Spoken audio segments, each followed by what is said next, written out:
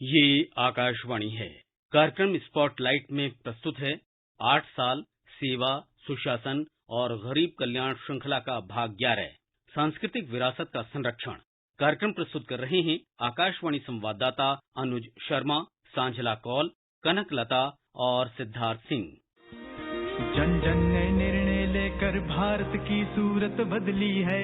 कदम कदम पे जनता मोदी जी के साथ चली है। 8 साल में हमने संभव को संभव कर डाला है। जब में उगे सूरज का देखो पश्चिम में भी उजाला है। साथ गई अब दिन आएगा भी तो ये बस भोर है। हमारा भारत विविधताओं से भरा देश जो अपनी विभिन्न सांस्कृतिक परंपराओं और धरोहरों के लिए जाना जाता है।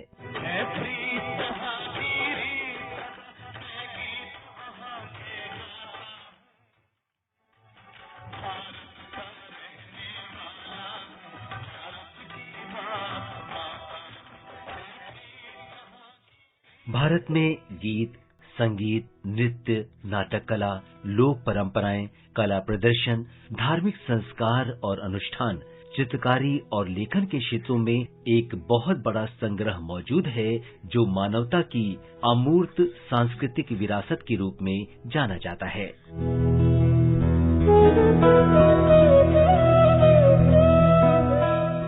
भारत सरकार इस अमूर्त विरासत को न केवल संजोने बल्कि इसकी खुशबू पूरे विश्व में फैलाने के लिए पिछले 8 साल से दृढ़ संकल्प के साथ आगे बढ़ रही है। आजादी का अमृत महोत्सव।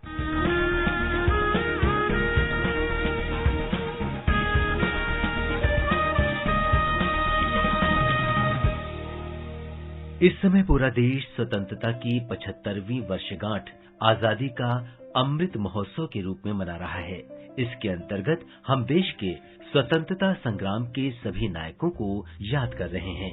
23 जनवरी 2019 को नेताजी सुभाष चंद्र बोस की जयंती पर प्रधानमंत्री नरेंद्र मोदी ने क्रांति मंदिर का उद्घाटन किया, जो दिल्ली के लाल किले में स्थित नेताजी सुभाष चंद्र बोस और आजाद हिंद फौज का संग्रहालय है।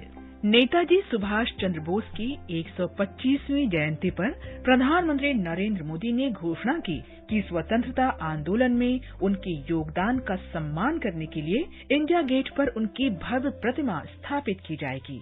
प्रतिमा के पूर्ण होने तक यहाँ पर होलोग्राम प्रतिमा लगाई गई है। ये प्रतिमा आजादी के महानायक को कृतज्ञ राष्ट्र की श्रद्धांजलि है।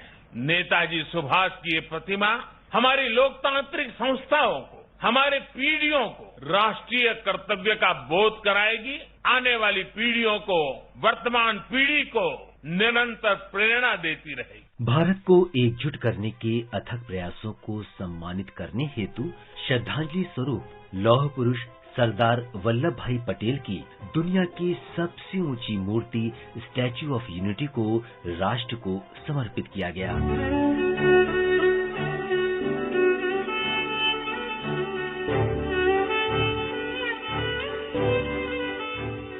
महात्मा गांधी की 150वीं जयंती को न केवल भारत बल्कि दुनिया भर में धूमधाम से मनाया गया।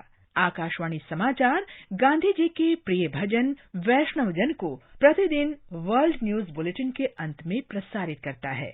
इसे दुनिया भर के देशों के कलाकारों ने गाया है।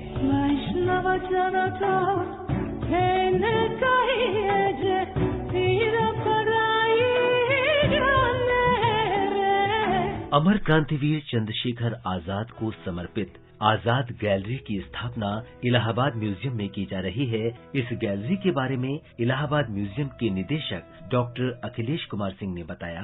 गैलरी में स्वतंत्रता आंदोलन की महत्वपूर्ण घटनाओं का मल्टीमीडिया तथा साउंड एवं लाइट का प्रयोग कर प्रभावशाली प्रदर्शन किया जाएगा, जिससे दर्शक इन घटनाओं की जीवंतता को महसूस कर सकेंगे। प्रधानमंत्री मोदी ने 23 मार्च 2022 को विक्टोरिया मेमोरियल हॉल कोलकाता में बिप्लोबी भारत गैलरी का उद्घाटन किया।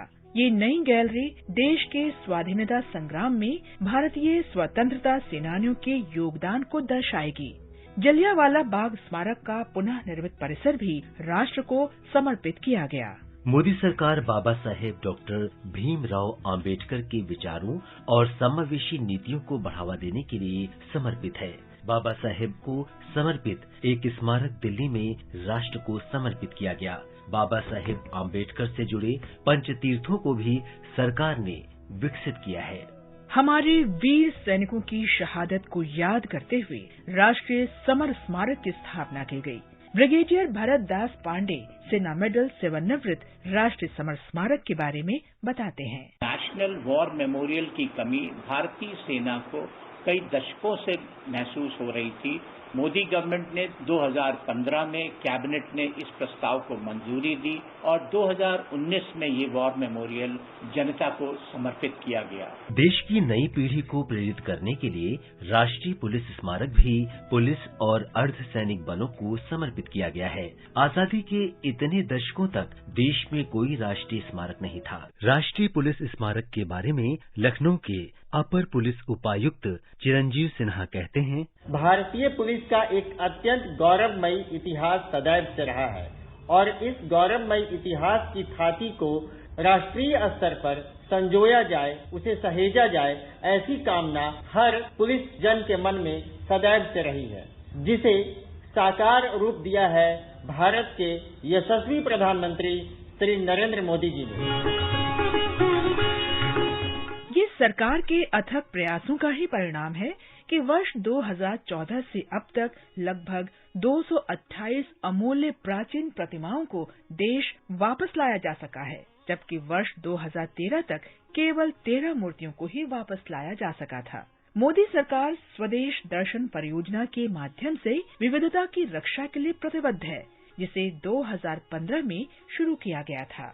इस योजना के तहत भारत में 15 थीम्ड सर्किट का विकास शुरू किया गया है। इनमें बौद्ध circuit, Ramayana circuit, Krishna circuit, tribal circuit, spiritual circuit, heritage circuit, Tirthankar circuit और सूफी सर्किट भी शामिल हैं। योजना की शुरुआत से अब तक इन सर्किटों के विकास के लिए लगभग 5,700 करोड़ रुपए की कुल 78 परियोजनाओं को मंजूरी दी गई है।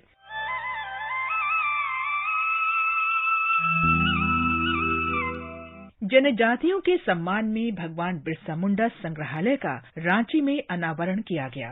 जनजातीय स्वतंत्रता सेनानियों को श्रद्धा सुमन स्वरूप 15 नवंबर को जनजातीय गौरव दिवस के रूप में मनाए जाने को मंत्रिमंडल ने मंजूरी दी। सिख धर्म भारतीय सांस्कृतिक परंपरा का अभिन्न हिस्सा है। श्री गुरु तेग बहादुर जी के 400वें प्रकाश पर्व के अवसर पर प्रधानमंत्री नरेंद्र मोदी ने 21 अप्रैल को लाल किले से राष्ट्र को संबोधित किया। हमारी महान संस्कृति की रक्षा के लिए गुरु तेग बहादुर जी का बलिदान कितना बड़ा था। उस समय भारत को अपनी पहचान बचाने के लिए एक बड़ी उम्मीद गुरु तेग बहादुर साहब के रूप में दिखी थी। गुरु गोविंद सिंह जी के बेटों साहिबजादा जोरावर सिंह और साहिबजादा फतेह सिंह की शहादत की याद में अब 26 दिसंबर को वीर बाल दिवस मनाया जाता है। आजादी के बाद पहली बार मोदी सरकार ने सिखों के पवित्र तीर्थ स्थल करतारपुर साहिब कॉरिडोर की मांग को पूरा किया, जिसका निर्माण अक्टूबर 2019 में डेरा बाबा नानक से लेकर अंतर्राष्ट्रीय सीमा तक सभी आधुनिक सुविधाओं के साथ एकीकृत विकास परियोजना के रूप में किया गया था। गुरु नानक देव जी सिर्फ भारत की ही धरोहर नहीं, बल्कि पूरी मानवता के लिए प्रेरणा पुंज है। गुरु नानक देव एक गुरु होने के साथ साथ एक विचार है, जीवन का आधार है। देश के प्राचीन और सांस्कृतिक स्थलों का विकास एनडीए सरकार की बड़ी प्राथमिकता है। अयोध्या में राम मंदिर का निर्माण शुरू हो गया है और पवित्र शहर को एक आध्यात्मिक केंद्र के साथ साथ वैश्विक पर्यटन स्थल और स्मार्ट सिटी के रूप में विकसित किया जा रहा है।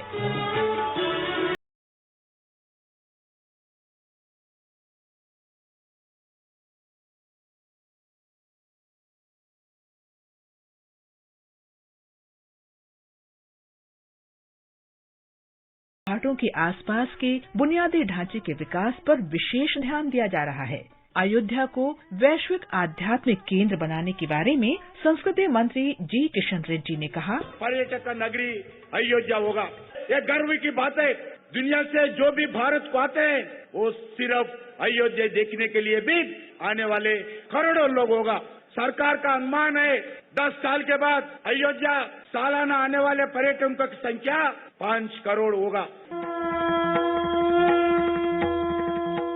श्री सोमनाथ मंदिर का जीर्णोद्धार, श्री केदारनाथ धाम का पुनर्विकास, भगवान काशी विश्वनाथ धाम का कायाकल्प तथा श्री उज्जैन महाकाल मंदिर गलियारे का जीर्णोद्धार मोदी सरकार की देश की ऐतिहासिक स्थलों की पुनर्स्थापना में एक शुरुआत ही मानी जा सकती है। सोमनाथ मंदिर की प्राकृतिक सुंदरता को ध्यान में रखते हुए केंद्र सरकार की तीर्थ यात्रा कायाकल्प और आध्यात्मिक संवर्धन योजना यानी प्रसाद योजना के अंतर्गत समुद्र दर्शन पथ का निर्माण किया गया है। प्रतिष्ठित काशी विश्वनाथ धाम प्रधानमंत्री नरेंद्र मोदी के नेतृत्व में कायाकल्प के एक नए युग का गवाह बन रहा है। भव्य प्रवेश द्वार से लेकर मंदिर के आसपास के विशाल क्षेत्र तक, जिसमें एक ही समय में हजारों लोग इकट्ठा हो सकते हैं, दीवारों पर खूबसूरत नक्काशी से लेकर गंगा तक साफ और चौड़े रास्ते तक बाबा विश्वनाथ के मंदिरों को बदल दिया गया है। आधुनिक सुविधाओं के साथ काशी विश्वनाथ धाम प्राचीनता और आधुनिकता के बेहतरीन संगम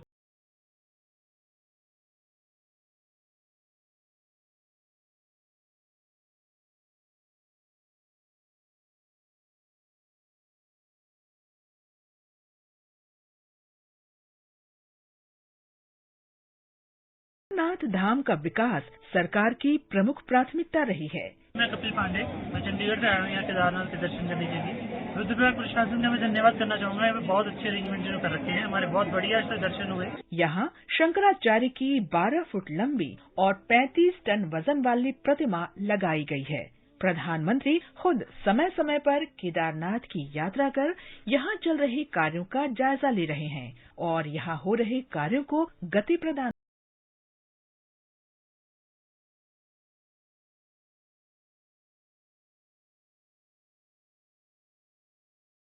पारंपरिक कला के माध्यम से अन्य देश के लोगों को जोड़ने का काम कर रही है। पीएम मोदी जब भी विदेश दौरे पर गए या फिर कोई भी विदेशी मेहमान प्रधानमंत्री से मिलने पहुंचा तो उसे उन्होंने कुछ खास तोहफा दिया। भारत और जापान के बीच बौद्ध धर्म के महत्वपूर्ण सांस्कृतिक संबंधों को रेखांकित करते हुए पीएम मोदी ने जापान के प्रधानमंत्री योशिहिदे सुगा को एक चंदन की बुद्ध प्रतिमा भेंट की। काशी की गतिशीलता को दर्शाते हुए प्रधानमंत्री मोदी ने ऑस्ट्रेलिया के प्रधानमंत्री स्कॉट मॉरिसन को चांदी का एक गुलाबी मीनाकारी जहाज भेंट किया। जब प्रधानमंत्री नरेंद्र मोदी अमेरिका गए तो उन्होंने उपराष्ट्रपति कमला हैरिस को उनके दिवंगत नाना पीवी गोपालन के पुराने दस्तावेज भेंट किए। प्रधानमंत्री संग्रहालय के रूप में भारत को आधुनिक संग्रहालय की सौगात मिली। नई दिल्ली के प्रख्यात तीन मूर्ति परिसर में स्थित इस संग्रहालय का प्रधानमंत्री नरेंद्र मोदी ने 14 अप्रैल 2022 को उद्घाटन किया था। ये संग्रहालय प्रत्येक सरकार की साझा विरासत का जीवंत प्रतिबिंब बन गया है। हर प्रधानमंत्री ने देश को आगे ले जाने की कोशिश की। सबके व्यक्तित्व, कृतित्व, नेतृत्व के अलग अलग आयाम रहे। ये सब लोक स्मृति की चीजें हैं। ये संग्रहालय आजादी के बाद से प्रत्येक क्षेत्र में भारत के विकास को दर्शाते हुए राष्ट्र के उत्थान हेतु किए गए समग्र प्रयासों की दास्तान सुनाता है। जन जन ने निर्णय लेकर भारत की सूरत बदली है। कदम कदम पे जनता मोदी जी के साथ चली है। 8 साल में हमने संभव को संभव कर डाला है। जब युगे सूरज का केंद्र सरकार के इन तमाम प्रयासों की वजह से आज भारत विश्व पटल पर अपनी कामयाबी की एक नई इबारत लिख रहा है।